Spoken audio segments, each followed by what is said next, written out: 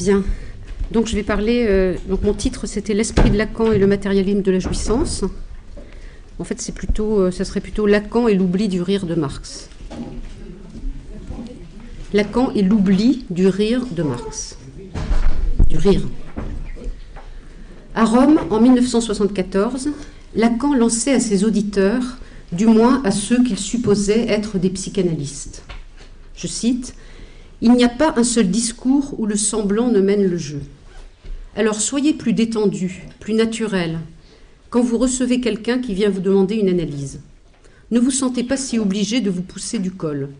Même comme bouffon, vous êtes justifié d'être. Vous n'avez qu'à regarder ma télévision. Je suis un clown. Prenez exemple là-dessus et ne m'imitez pas. Le sérieux qui m'anime, c'est la série que vous constituez. Vous ne pouvez à la fois en être et l'être. » On a beaucoup reproché à Lacan son côté maniériste, cette déclamation théâtrale, ces jeux de mots, ces néologismes, ces équivoques perpétuels élevés à la dignité d'une théorie originale de l'interprétation analytique. N'était-ce pas une preuve manifeste d'escroquerie, voire le signe d'une folie toujours davantage étalée au grand jour ? Dans ce passage, il revendique pourtant son style. Il y voit même la preuve de son sérieux à transmettre la psychanalyse, c'est-à-dire non seulement à enseigner devant un large public, mais aussi à analyser nombre de ses disciples. Devenu célèbre, au moins depuis l'apparition des écrits en 1966, il s'inquiète à juste titre du fait que certains de ses élèves s'identifient à lui. « Je suis un clown.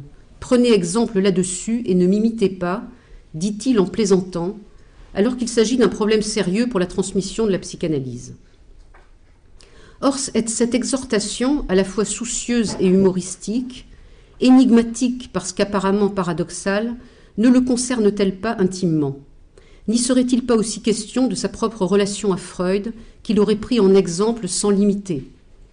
Et ce style de phrase qui fait mouche, bouclé comme un trait d'esprit, ne serait-il pas caractéristique de son rapport singulier à l'inconscient ? Je voudrais soutenir aujourd'hui 3 propositions qui s'articulent étroitement. Premièrement, ce côté spirituel, justement inimitable sauf à sombrer dans le ridicule, et cet intérêt pour le Witz sont au cœur de ce qu'on a appelé le retour à Freud de Lacan dans les années 50. Deuxièmement, cette approche de la parole et du langage par le mot d'esprit définit une position matérialiste dans l'approche du symptôme analytique, dans un sens que je tenterai de préciser.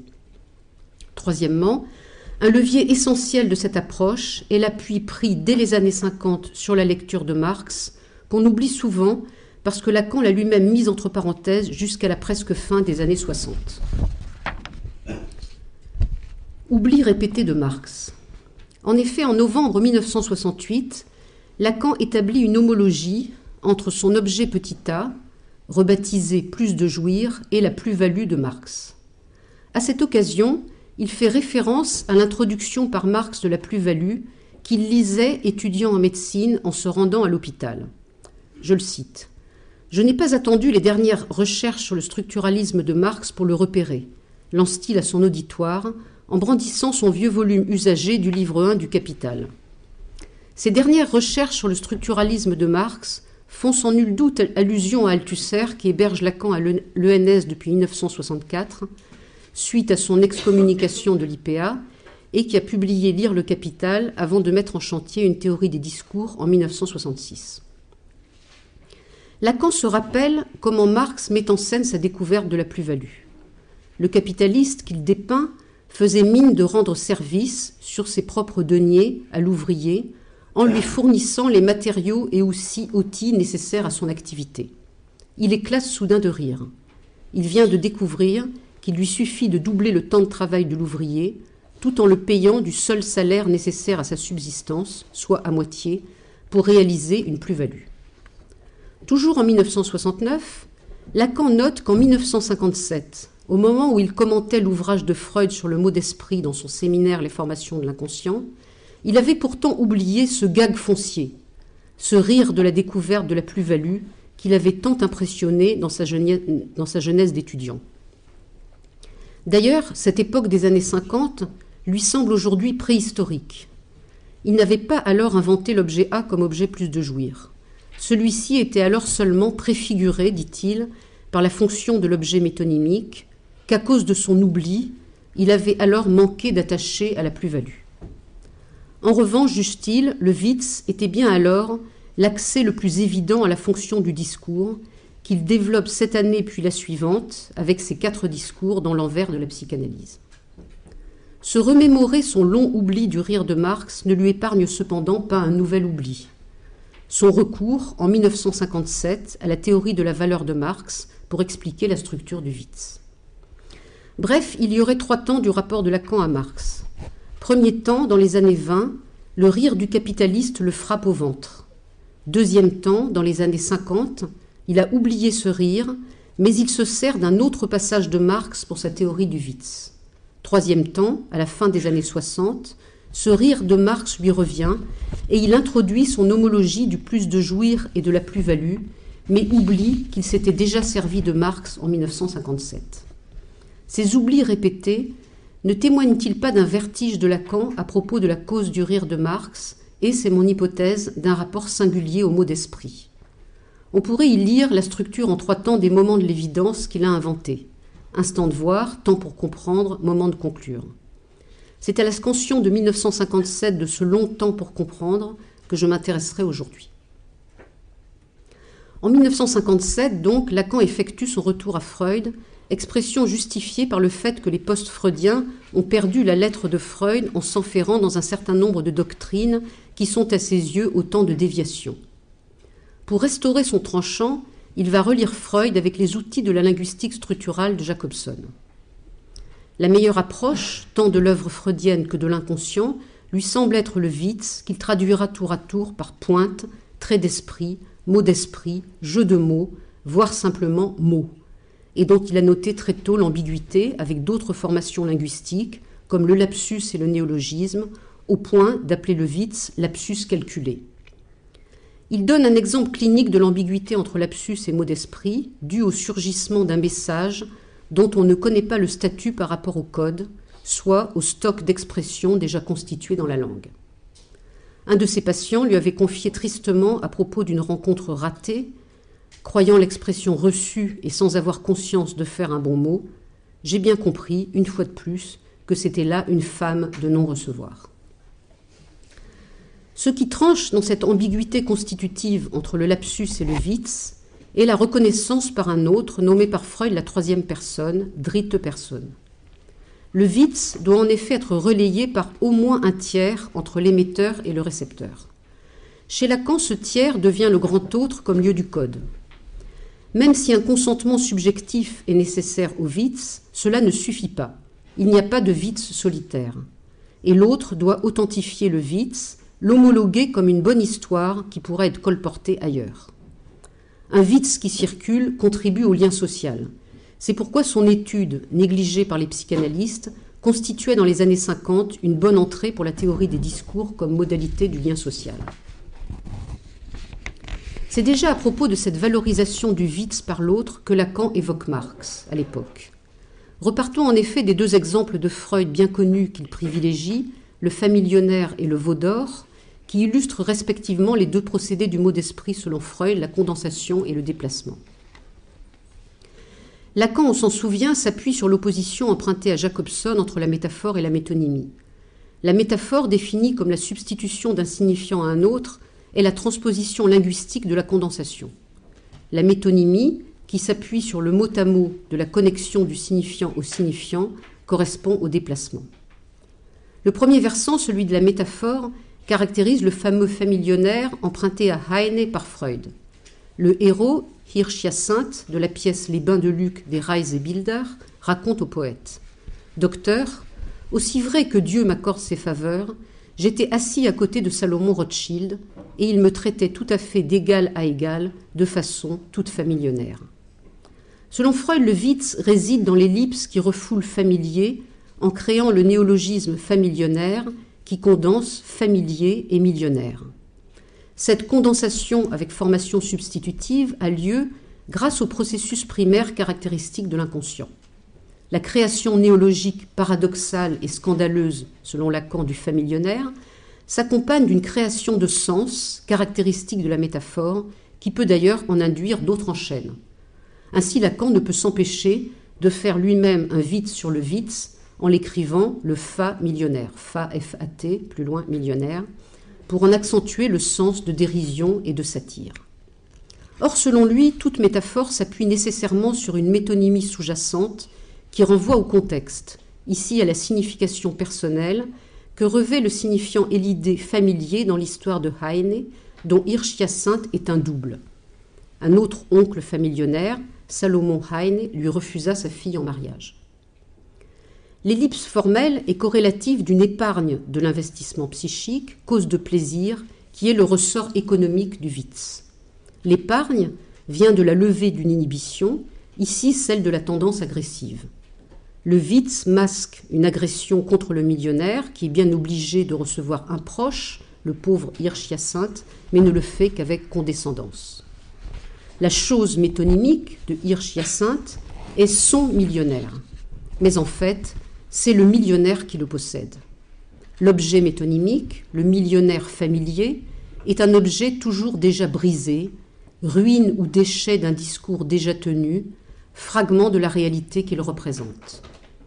Or, cette réalité ne se réduit pas seulement à une impasse personnelle de Hirsch ou de Heine, mais consiste, au-delà, en un contexte de civilisation qui concerne au XIXe siècle le sujet capitaliste et le monde de ceux qui sont employés par ce système en plein essor. Pour tous les Witz, même quand il s'agit d'un Witz par métaphore, le versant économique de l'esprit, qui concerne le plaisir qu'on en tire, sera dès lors relié par Lacan à l'objet métonymique latent. Le Witz métonymique est illustré par le mot d'esprit du veau d'or, encore emprunté par Freud à Heine. Heine et un autre poète, Frédéric Soulier, bavardent dans un salon parisien alors qu'y entre un roi de l'or, immédiatement entouré par une cour empressée. Voyez, dit Soulier à Heine, le XIXe siècle adore le veau d'or. Jetant un regard sur l'objet de ce culte, Heine répondit, comme pour rectifier, « Oh, celui-là doit en avoir passé l'âge. » Le Witz, dont j'ai pu vérifier qu'il ne faisait pas tellement rire les jeunes d'aujourd'hui, donc le Witz repose sur le double sens du mot veau, entre le veau d'or qu'on adore et le veau simple animal, et sur la déviation de sens opérée par Heine. Heine fait comme si le centre de la phrase de Soulier était le mot veau, alors que celui-ci observait que la société du XIXe siècle en est au même point d'idolâtrie que les Juifs avant Moïse. Heine aurait pu lui répondre « Ce n'est pas un veau mais un bœuf », ce qui aurait été également drôle, note Freud, mais la répartie de Heine, plus allusive et plus spirituelle car plus économique. Lacan nomme métonymie le déplacement de l'accent de « or » à « veau ». On retrouve un tel déplacement métonymique dans le fétichisme, où un objet écran, un rien, prend une valeur phallique parce qu'il arrête le regard et évoque ce qu'on ne voit pas au-delà, le sexe maternel. On se souvient du fétiche translinguistique dont on a parlé hier, d'un patient de Freud, Glanz auf der Nase, soit un certain brillant sur le nez, qui ne se saisissait comme regard, Glanz, sur le supposé phallus maternel, que par homophonie avec l'anglais, la langue maternelle du patient. De même, l'objet métonymique du Witz évoque, par le seul moyen du signifiant, un au-delà de sens et de jouissance. La dimension fétiche est d'ailleurs présente dans le Witz du veau d'or, image régressivement adorée comme une idole à la place du dieu des Juifs. Alors que la métaphore crée un sens supplémentaire, la métonymie, à l'inverse, en faisant glisser indéfiniment le sens attendu le long de la chaîne signifiante, le dévalue. Le veau ne vaut rien. La métaphore réalise une création de sens, un plus que Lacan baptise pas de sens, où pas est une équivoque à entendre à la fois comme une négation et comme un pas en avant. En revanche, la métonymie dévalorise le sens, joue sur le peu de sens, voire le décence, néologisme qui équivoque avec la décence de l'objet fétiche cache-sexe. Avec ces deux expressions de son cru, respectivement le pas de sens pour la métaphore et le peu de sens pour la métonymie, Lacan paraphrase et critique en même temps l'idée freudienne d'un avènement de sens dans le non-sens pour expliquer l'effet du Witz. Or, il va plus loin grâce à Marx. Pour expliquer la dévaluation de sens métonymique à la base de tout Witz, puisque les Witz par métaphore ont aussi un soubassement métonymique, Lacan se réfère à la théorie de la forme de la valeur dans le livre 1 du Capital. Pour instaurer la valeur d'échange de deux marchandises, aussi qualitativement différentes que le sont par exemple la toile et le vêtement, il faut d'abord faire abstraction de leur valeur d'usage, soit de toute leur qualité sauf une, celle d'être des produits du travail humain. Pour déterminer leur valeur d'échange, il suffit alors de la mesurer grâce à la quantité commune de travail humain permettant de réaliser les deux marchandises qu'on veut mettre en équation. Lacan identifie donc le sens perdu dans la métonymie qui soutient le Witz avec la qualité ou le besoin spécifique lié à l'usage de l'objet. Je le cite. « Il ne s'agit donc plus du vêtement que vous pouvez porter, mais du fait que le vêtement peut devenir le signifiant de la valeur de la toile. En d'autres termes, l'équivalence nécessaire au départ même de l'analyse, et sur quoi repose ce qui s'appelle la valeur, suppose de la part des deux termes en jeu l'abandon d'une partie très importante de leur sens. » Ou encore, « C'est un effacement ou une réduction du sens, mais ce n'est pas dire que ce soit le non-sens. J'avais pris à ce propos la référence marxiste, mettre en fonction deux objets de besoin de façon telle que l'un devienne la mesure de la valeur de l'autre, efface de l'objet ce qui est précisément l'ordre du besoin et l'introduit de ce fait dans l'ordre de la valeur. » La perte de sens dans la théorie du Witz correspond donc chez Marx à l'abstraction de la valeur d'usage, soit de la qualité de la marchandise. De même, le sens nouveau qui surgit, qui mesure la valeur du Witz, correspond à la valeur d'échange chez Marx. Si l'on suit avec Lacan le paradigme marxiste, il n'est donc pas question dans le Witz d'un plus ou moins de sens, mais d'un changement de valeur lié à une opération signifiante. Ce changement de valeur doit être sanctionné par l'autre. En ce cas, il y a surprise, voire sidération, rire et, dit Lacan, apparition miraculeuse de la satisfaction de l'autre. Mais cette satisfaction de l'autre sur le fond d'une élision de sens préalable est-elle de l'ordre du principe du plaisir ? Plaisir, qui signifie homéostase de l'appareil psychique, est-il le bon terme pour traduire la Lust du Witz ? Non, car il ne s'agit pas ici d'un plaisir tranquille, mais d'une jouissance déstabilisante, et c'est probablement la raison qui fait regretter à Lacan son acte manqué, son oubli du rire du capitaliste au moment de parler du Witz en 1957. En effet, quel est l'enjeu de ce rire ? Il est double, car il implique d'une part le capitaliste et d'autre part Marx, qui le dépeint si pittoresquement. Le capitaliste acceptait de fournir ses moyens de production à l'ouvrier en échange des objets produits et au total n'y gagnait rien. Donc, de son point de vue, il lui rendait service à perte. En découvrant qu'il suffit de faire travailler plus l'ouvrier, mais en continuant à ne le payer que le salaire nécessaire à sa survie, il invente une nouvelle sorte de valeur, gagnée sur le travail de l'autre, la plus-value. Le rire du capitaliste est donc le rire de satisfaction de celui qui a embrouillé l'autre pour son propre bénéfice, un gag foncier selon Lacan. Mais que signifie cette mise en scène de Marx ? Elle met d'abord en évidence la jouissance subjective du capitaliste qui redouble la perspective de la plus-value. Mais de plus, même si on ne peut certes pas dire que Marx soit le double du capitaliste comme Heine l'était de Hirsch-Hyacinthe, ce rire est peut-être aussi celui de Marx, parce qu'il n'invente ni un bon tour ni un Witz, mais bien le concept qui rend compte de quelque chose qui a été élidé du réel jusqu'à lui, l'exploitation des travailleurs par le capitalisme. Un concept qui fonde une nouvelle science et qui sera lourd de conséquences. Ce trait qui semble superflu, le rire du capitaliste, dit Lacan en 1969, c'est là pourtant ce qui m'avait frappé au temps de ses bonnes premières lectures. Il m'avait paru dès lors que ce rire se rapportait proprement au dévoilement à quoi Marx procède à ce moment-là de ce qu'il en est de l'essence de la plus-value. Le sursaut, le choc, l'un peu plus, un peu moins, le tour de passe-passe, le passé muscade qui vous saisit au ventre dans l'effet du mot d'esprit, tout cela tourne toujours autour du rapport foncier du rire et de l'élision. Au fond, en même temps que la plus-value, avec ce rire, Marx met au jour le concept même du plus de jouir qui résulte du dévoilement d'une élision dans le réel et qui aurait été la juste traduction de la Lust du Witz dont le signe est le rire. Sans son oubli de cette page du Capital, Lacan aurait pu l'entrevoir dès 1957. Dans le discours du maître qu'il commence à élaborer fin 1968, On retrouve en effet la même structure où une négation engendre une transmutation de valeur. Le plus de jouir est produit sur le fond d'une perte préalable. La jouissance est chassée du corps par une opération signifiante, qui est une négation, la castration symbolique. Or, cette jouissance, informe et perdue, qui est recherchée dans la répétition, n'est jamais retrouvée en tant que telle. Cependant, la répétition engendre bien quelque chose d'autre, quelque chose d'une autre valeur, ou plutôt d'une autre substance que la jouissance perdue, un plus de jouir qui se réfugie dans les objets A en bordure du corps. En quoi Lacan est-il ici matérialiste ? Nous ne lui prêterons certes pas les positions du matérialisme dialectique. Au contraire, comme l'a bien montré Jean-Michel Rabaté, il les critique et ne croit pas en une révolution marxiste-léniniste. Lacan juge même que Marx a payé très cher le prix de sa double découverte et qu'il a été la dupe de son invention de la plus-value. Je le cite, « Ce prix, donc c'est Lacan qui parle de Marx, ce prix, il l'a payé de s'astreindre à suivre le discours naïf du capitaliste à son ascendant et de la vie d'enfer qu'il s'en est faite. C'est bien le cas de vérifier ce que je dis du plus de jouir.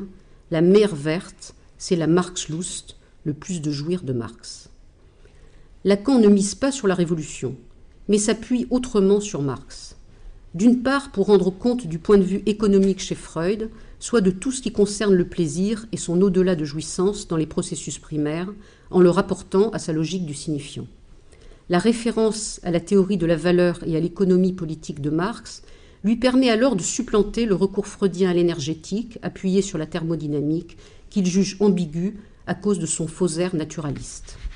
En ce sens, on pourrait presque parler d'un retour à Marx articulé au retour à Freud. Si Lacan a mis Marx entre parenthèses pendant des années, c'est peut-être dû à son attitude critique vis-à-vis du freudo-marxisme dont il souhaitait se démarquer. Il y a eu de nombreuses études là-dessus.